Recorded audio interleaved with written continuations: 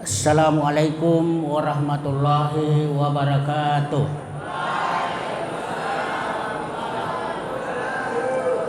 Alhamdulillah wa syukrulillah wassalatu wassalamu ala asyrafil anbiya'i wal mursalin wa ala alihi wa sahbihi ajma'in, amma ba'd. Syukur alhamdulillah pada malam hari ini, malam Senin tanggal 29 Syawal, ada juga tanggal berbeda yaitu 30 Syawal 1446 Hijriah, bertepatan dengan Ahad malam 27 April 2025 Miladiah. Alhamdulillah kita masih diberi nikmat kesehatan, kesempatan, dan kekuatan oleh Allah Subhanahu wa Ta'ala sehingga dapat melaksanakan sholat Isya secara berjamaah di Masjid Kiai Al-Hajj Abdul Ja'bar Asyili, Pesantren Darul Arkam Muhammadiyah Gombara, Makassar. Baik, sebelum saya memulai kajian tafsir Al-Jalalain ini, mari kita buka pengajian ini dengan sama-sama membaca basmalah.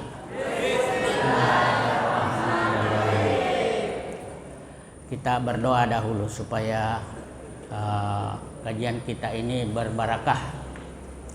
Ikuti saya ya. Allahumma iftah lana hikmatak wansur alaina rahmatak min khazaini rahmatik ya arhamar rahimin. Ya Allah, bukakanlah pintu hikmahmu kepada kami dan curahkanlah kepada kami rahmatmu dan gudang perbendaharaan rahmatmu, wahai Tuhan yang maha penyayang. Salam dan salawat kepada Nabi kita Muhammad sallallahu alaihi wasallam beserta seluruh sahabatnya, tabi'in dan tabi'ut tabi'in, serta para pengikutnya setia sebagai rahmatan lil alamin. Baik, buka Al-Qur'annya, surah Al-Baqarah ayat 37. Kalau sudah dibuka semua, kita baca sama-sama. Tapi saya dulu ya, baru kalian ikut. Mohon jangan ada yang cerita atau berbicara. Konsentrasi pada Al-Quran. Ya, silakan dibuka Al-Qurannya. Ikuti saya. A'udzu billahi minasy syaithanir rajim.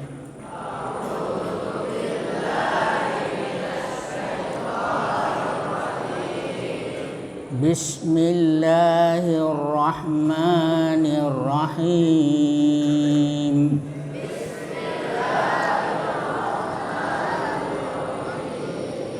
Fatalaqqa Adamu min rabbihi kalimat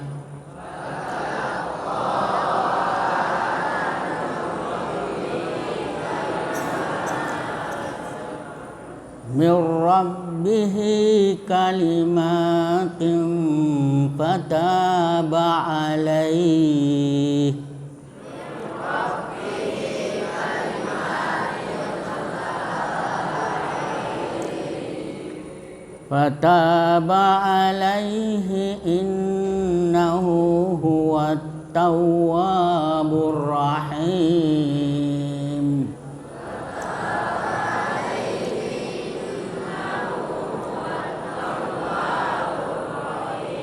Ya, jadi diperhatikan tajwidnya. Pertama itu fatalaqqa. Nah, itu ada qaf berbaris fathah ketemu alif yang bengkok atau aliful layyinah, ya. Itu disebut mad tabi'i. Ya, mad tabi'i itu panjangnya biasa, yaitu satu alif atau dua harakat. Jadi jangan dibaca terlalu panjang, tapi panjangnya biasa. Fatalaqqa. Ya. Kemudian yang kedua mir rabbihi, ada nun mati, ya, nun mati atau berbaris sukun bertemu dengan ra. Ya, ra. Itu disebut idgham bila gunnah. Ya, idgham itu artinya memasukkan. Jadi nun mati itu dimasukkan ke dalam ra. Ya, jadi seolah-olah ra itu double atau ditasdid, mirra. Jadi bukan min tapi mir rabbihi. Ya, jadi dimasukkan bila gunnah, tidak mendengung. Jadi jangan mendengung bila mir, ya, jangan mir rabbihi. Ya, jadi huruf nun yang berbaris sukun, ya, itu atau berbaris mati berhadapan dengan huruf ra. Ya, cara membacanya mengidghamkan nun pada huruf ra. Jadi dimasukkan nun itu kepada ra, tetapi tanpa mendengung. Contohnya mir rabbik, mirra, ya. Nah, itu idgham bila guna. Kemudian yang ketiga rabbihi, ada ha di situ, ya, ha berbaris kasrah. Nah, itu disebut domir kalau dalam bahasa Arab, domir atau kata ganti orang ketiga, berada sesudah huruf ba yang berharakat kasrah. Jadi kalau ada huruf ha atau kata ganti, ya, atau domir dan sebelumnya itu berharakat, apakah fathah, kasrah atau dhamma, nah, di sini berbaris kasrah bi, kemudian ketemu dengan ha. Nah, itu cara membacanya, itu disebut mad silah kasirah. Ya, silah kasirah. Silah itu bersambung dengan pendek. Ya. Cara membacanya huruf ha dipanjangkan sampai satu alif. Ya, panjangnya itu biasa satu alif atau seperti mad tabi'i rabbihi. Kemudian yang keempat kalimatin fa, ya, itu tak berbaris tanwin atau dua kasratain bertemu dengan fa. Nah, itu disebut ikhfa. Ikhfa itu artinya samar-samar. Jadi huruf ta yang berharakat tanwin atau kasratain in kalimatin bertemu dengan huruf fa, kalimatin fa. Nah, cara membacanya huruf yang berbaris tanwin yaitu huruf ta, ya, tin yang berbaris kasratain atau dua kasrah masih tetap terdengar. Ya, jadi terdengar itu tetapi samar antara idgham dan idhar. Ya, jadi tidak idhar dan tidak idgham, tapi antaranya samar. Lagi pula terus bersambung dengan makhraj huruf fa. Nah, itu ikhfa, samar-samar. Kemudian yang kelima, nah ini alaih, ya, ada sukun ya, kemudian ha. Nah, itu juga mad silah kasirah, tapi tidak dibaca panjang seperti tadi bihi. Kalau ini alaih, jadi tidak dipanjangkan itu hi-nya karena sebelum ha itu ada sukun. Ya, jadi huruf ha atau kata ganti orang atau benda ketiga, kata ganti orang ketiga atau benda ketiga didahului huruf mati alai, ya, atau sukun alai, kemudian ketemu dengan ha alaihi. Ya, cara membacanya huruf H tidak boleh dipanjangkan seperti tadi. Ya, alaihi. Alaih, tapi kalau berhenti alaih. Ya. Kemudian yang keenam innahu. Nah, itu ada nun. Oh iya kasih. Nun bertasdid atau mim bertasdid. Nah, itu disebut gunnah. Gunnah itu mendengung. Ya, jadi harus dibaca dengung. Innahu, ya. Gunnah. Wajib dibaca mendengung. Innahu. Kemudian yang ketujuh at-tawwab. At-tawwab yaitu huruf alif dan lam. Alif dan lam. Ada alif dan lam di awal kata bertemu dengan huruf ta. Ya, at-ta. Nah, itu taknya itu huruf samsiah. Cara membacanya dengan mengidgamkan. Ya, jadi lamnya itu dimasukkan atau diidgamkan ke huruf ta atau mentasdidkan. Jadi ta itu ditasdid atau double ta, at-ta. At-tawwab, ya. Ditasdid pada huruf samsiah tersebut, yaitu huruf ta, sehingga tidak terbaca lagi lamnya, ya, karena dia huruf samsiah. Jadi lamnya itu dimasukkan ke dalam ta sehingga lamnya tidak terbaca. Nah, contoh at-tawwab, bukan al tapi at-tawwab. Kemudian yang terakhir ar-rahim. Nah, ar-rahim termasuk juga idgham samsiah, tapi yang terakhirnya itu ya berbaris sukun dan sebelumnya berbaris kasrah, him, tapi dia berada pada wakaf atau tempat berhenti. Maka ini disebut mad arid lis sukun. Mad itu panjang, arid tiba-tiba. Jadi tiba-tiba dibaca sukun, ya. Yang huruf terakhir yaitu mimnya dibaca sukun. Ar-Rahim. Ya, ada wakaf, berhenti. Nah, cara membacanya itu ada 3 macam cara. Pertama dibaca panjang, ya, 3 alif atau 6 harakah, atau panjangnya seperti mad wajib muttasil. Nah, ini lebih utama. Umpamanya Ar-Rahim, ya, panjangnya 6 harakat, 6 ketukan.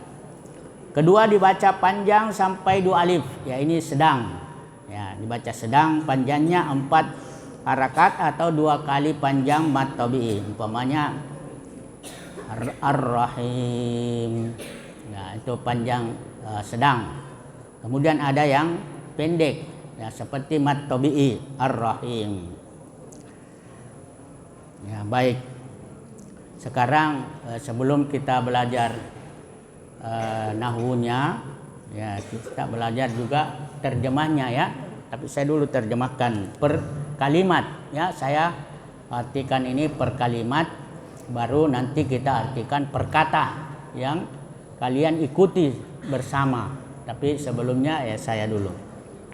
Jadi saya akan artikan per kalimat. Fatalaqqa Adamu mir rabbih kalimat.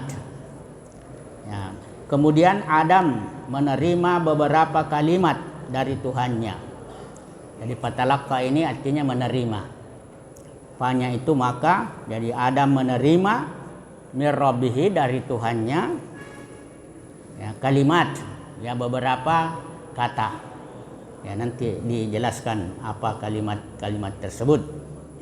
Fataba alaih, ya, lalu dia pun menerima taubatnya. Ya, dia di sini adalah Allah Subhanahu wa taala. Setelah Adam, ya, bertobat kepada Allah Subhanahu wa taala dari dosa yang dia lakukan. Innahu huwat tawwabur rahim. Nah, sesungguhnya dia, yaitu Allah. Huwa, ya, dia. At-Tawwab, maha penerima taubat. Ar-Rahim Maha Penyayang. Ya, kita baca sama-sama ya. Terjemah perkata. Saya dulu, kemudian kalian ikuti ya. Fatalaqqa, maka dia menerima. Adamu Adam. Mir Rabbihi, dari Tuhannya. Kalimatin, beberapa kalimat. Fataba, maka dia menerima taubat. Alaihi, atasnya. Innahu, sungguh dia. Huwa, dia. At-Tawwabu, maha penerima taubat. Ar-Rahimu, maha penyayang. Nah, ini fatalaqqa. Fatalaqqa itu kalau dalam nahwu, nah itu fa-nya itu harfun. Ya, harfun itu kata depan atau kata bantu. Talaqqa itu fi'lun madin, ya, kata kerja lampau. Maka dia telah menerima. Adam, ya, Adam ini fa'il. Jadi sesudah fi'il itu fa'il. Fa'il itu pelaku. Ini disebut jumlah fi'liyah. Jumlah fi'liyah itu kalimat yang didahului dengan fi'il, ya. Kemudian mir rabbihi. Nah, minnya itu harfu jar, ya, jar. Rabbihi itu isim majrur. Ya, kemudian ketemu ha. Jadi rabbi itu dia di samping juga isim majrur, dia juga mudhof. Nah, mudhof itu yang disandarkan, ya. Kemudian hi-nya itu mudhofun ilaih, yang disandarkan kepadanya. Kemudian fataba, ya, fa itu tadi harfun, kemudian taba juga fi'lun madin. Fi'lun madin telah menerima taubat. Nah, yaitu fa'ilnya di sini dhamir mustatir, ya, tertutup, tersembunyi. Ya.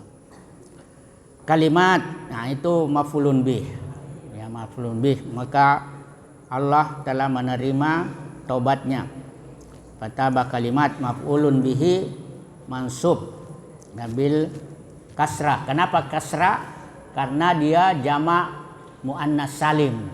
Ya, jamak muannas salim itu huruf akhirnya alif dan ta, maftuhah, kalimat. Kalau mufradnya kalimatan, tapi kalau jamaknya kalimat. Nah, itu jamak muannas salim. Kemudian alaihi, ala harfu jarrin, ya, hi-nya itu dhamir tetapi dia majrur.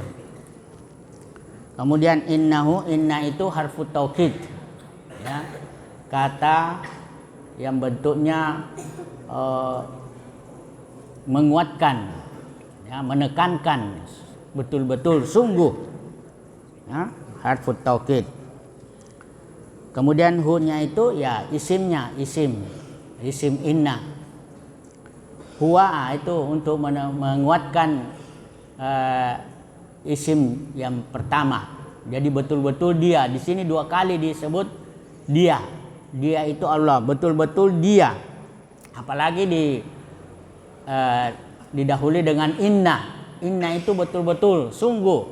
Kemudian dia itu disebut dua kali, hu dengan huwa. Hu itu dhamir kata ganti yang bersambung, tapi huwa kata ganti yang berpisah, munfasil. Kemudian at-tawwab. Nah, ini tawwab khabarnya. Ya, innahu, hu-nya itu isimnya, tawwab itu khabarnya. Ar-Rahim itu khabar juga, khabarnya. Jadi dua khabarnya di sini, at-tawwab dan ar-Rahim. Ya, kemudian tafsir Al-Jalalain, ya, di dalam ayat disebut fatalaqqa Adamu mir rabbih. Fatalaqqa artinya maka Adam telah menerima mir rabbihi dari Tuhannya, ya, Tuhannya ini Adam, ya. Jadi Adam telah menerima dari Tuhannya, ya. Di sini tafsirnya alhamahu iyyaha wa fi qiraati binasabin Adam wa raf'in kalimat ja'ahu. Jadi di sini artinya Allah mengilhamkan, ya, kepadanya, yaitu kalimat, ya, kalimat diilhamkan kepadanya. Ini dalam qiraah fi qiraati binasabin. Jadi Adam itu berbaris fathah, fatalaqqa Adama, ya, binasabin Adam. Wa raf'i kalimat. Jadi kalimat ini marfu', ya, jadi dia fa'il, kemudian Adam maf'ul bih. Jadi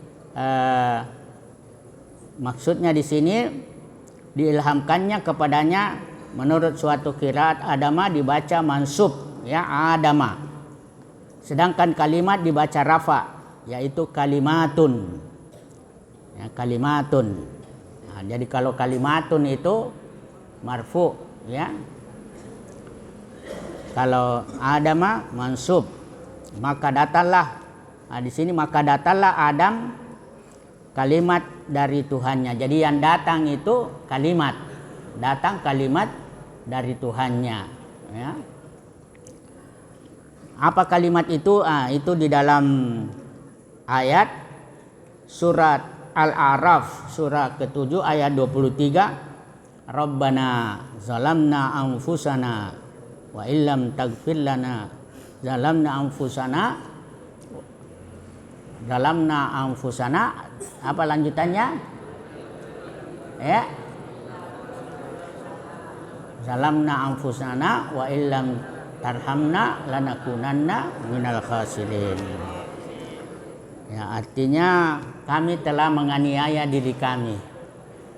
Artinya kami telah berbuat salah, berbuat dosa, menganiaya diri kami, merugikan diri kami, ya. Ya, dalam anfusana wa illam taghfir lana wa tarhamna, kalau kamu tidak mengampuni dosa kami, yaitu menganiaya kami, dosa kami, wa tarhamna, dan menyayangi kami, lanakunanna minal khasirin, pasti kami termasuk orang-orang yang merugi. Jadi kalau dosa itu tidak diampuni, itu termasuk kerugian besar, ya. Itu namanya tidak disayangi, ya. Makanya itu kepada Allah itu kita harus selalu minta ampun, ya. Ada doa, ya, namanya Sayyidul Istighfar, ya, setiap pagi dan petang. Ini kalau kita baca dengan yakin sesudah salat subuh sampai terbit matahari dan sesudah salat asar sampai terbenam matahari, kita baca dengan yakin. Maka kalau kita baca di pagi hari lalu meninggal di sore hari, itu masuk surga. Begitupun juga sebaliknya, kalau kita baca di sore hari dan meninggal di pagi hari dengan yakin, ya, bacanya itu masuk surga. Itu ada memang hadisnya. Itu doanya itu Allahumma anta rabbi, ya, harus kita tahu itu artinya Allahumma anta rabbi la ilaha illa anta, kamulah Tuhanku, tiada Tuhan selain Engkau. Allahumma anta rabbi la ilaha illa anta, ya. Abu ulaka bi nikmatika alayya, ya, saya mengaku nikmatmu kepadaku. Wa abu bizambi, dan saya mengaku dosaku. Allahumma anta rabbi la ilaha illa anta khalaqtani wa ana abduka, kamu telah ciptakan aku dan aku hambamu. Khalaqtani wa ana abduka wa ana ala ahdika wa wa'dika, dan saya ini di dalam janjimu dan sumpahmu, saya bersumpah berjanji ya untuk minta ampun kepadamu. Ala ahdika wa ahdika mastata'tu, ya sekuat kemampuanku. Allahumma anta rabbi la ilaha illa anta khalaqtani wa ana abduka wa ana ala ahdika wa ahdika mastata'tu. Nah itu ada di buku kecil, yaitu zikir pagi dan petang. Jadi itu kalimat ya bisa dibuka di surah Al-A'raf ayat 23. Rabbana zalamna anfusana alam taghfir lana wa tarhamna lanakunanna minal khasirin. Kemudian ayat berikutnya ya, tafsirnya al-ayat fada'a biha. Artinya maka Adam pun menyampaikan doanya dengan ayat tersebut. Jadi inilah ayat yang dibaca oleh Adam ketika dia diturunkan dari surga menuju bumi. Ya, dia berdoa, mudah-mudahan Allah mengampuni dosanya. Jadi kalau kita itu kepada Allah minta ampun, tapi kalau kepada manusia memaafkan, ya bukan minta maaf. Karena kalau sesama manusia kita itu memberi, kalau kepada Allah kita meminta. Kalau minta kepada Allah itu berarti kita merendahkan hati kita kepada Allah. Tapi kalau kita meminta kepada manusia itu kita merendahkan diri kepada manusia. Nah, tapi kalau kita memberi, ya termasuk memberi maaf, itu menandakan kemuliaan. Fataba alaih, ya maka Allah menerima taubatnya. Itu qabila taubatahu. Jadi kalau Allah menerima taubat itu berarti adalah keberuntungan. Karena di dalam hadis itu ada 4 tanda-tanda orang yang celaka. Yaitu pertama, orang yang tidak merasa berdosa, ya, padahal banyak dosanya. Nah, itu tanda celaka. Kalau dia tidak merasa berdosa padahal banyak dosanya, merasa biasa-biasa saja dengan dosa tanpa mau bertobat. Yang kedua, banyak amalnya tapi merasa bangga dengan amalnya, ya, padahal amalnya itu belum tentu diterima, karena amal harus ikhlas. Kalau riya karena ingin dipuji, tidak diterima amalnya. Begitu juga dosa itu ya kalau dibiarkan, itu bisa-bisa tidak diampuni. Kalau tidak diampuni, calon penghuni neraka. Kemudian yang ketiga, selalu melihat ke atas. Kalau soal materi, ya, dunia, suka melihat orang yang lebih kaya, yang lebih tinggi pangkatnya, yang lebih terkenal, yang banyak hartanya. Ya. Kemudian yang terakhir itu suka melihat ke bawah, melihat orang yang lebih rendah agamanya, ya, lebih jahat, lebih tidak baik akhlaknya, ya, dia suka melihat ke bawah, yang bobrok akhlaknya. Nah, itu tanda-tanda orang celaka. Jadi at-tafsir qabila taubatuh, ya Allah menerima taubatnya. Innahu huwat tawwab, ya, innahu sesungguhnya dia. Di sini 2 kali disebut innahu huwa, betul-betul Allah itu, ya, 2 kali disebut. Hu dengan huwa, nya dengan dia. Nya itu Allah, sesungguhnya dia. Kemudian disebut lagi dia, ya, betul-betul dia itu Allah, maha penerima tobat. Jadi jangan ragu-ragu bertobat, karena Allah itu maha penerima tobat, ya. Asalkan tobatnya tobatan nasuha, ya. Tobat nasuha itu artinya tobat betul-betul, tobat yang sungguh-sungguh, menyesali dosa-dosa yang telah dilakukan, ya, lalu minta ampun kepadanya dan tidak mengulanginya lagi. Nah, itu yaitu ala ibadihi. Jadi Allah ini menerima tobat hamba-hambanya yang meminta ampun, yang bertobat. Ya, ada namanya salat tobat, ya. Kemudian Ar-Rahim, yang maha penyayang. Nah, jadi kalau Allah itu menerima taubat, berarti Allah sayang kepada kita. Kalau Allah tidak menerima taubat kita, berarti Allah tidak sayang. Maka Allah menerima taubat kita, itu berarti Allah maha penyayang. Kalau Allah maha penyayang, kita juga harus sama dengan sifat Allah, yaitu penyayang. Nah, ada hadis itu mengatakan, man la yarhamun nas la yarhamuhullah. Siapa yang tidak sayang kepada manusia, maka dia tidak disayang oleh Allah. Irham man fil ardi yarhamkum ma fis sama. Sayangilah yang ada di bumi, yaitu makhluk, niscaya kamu akan disayangi yang ada di langit, yaitu Allah. Ini ada ayat surah At-Taubah ayat 104, ya.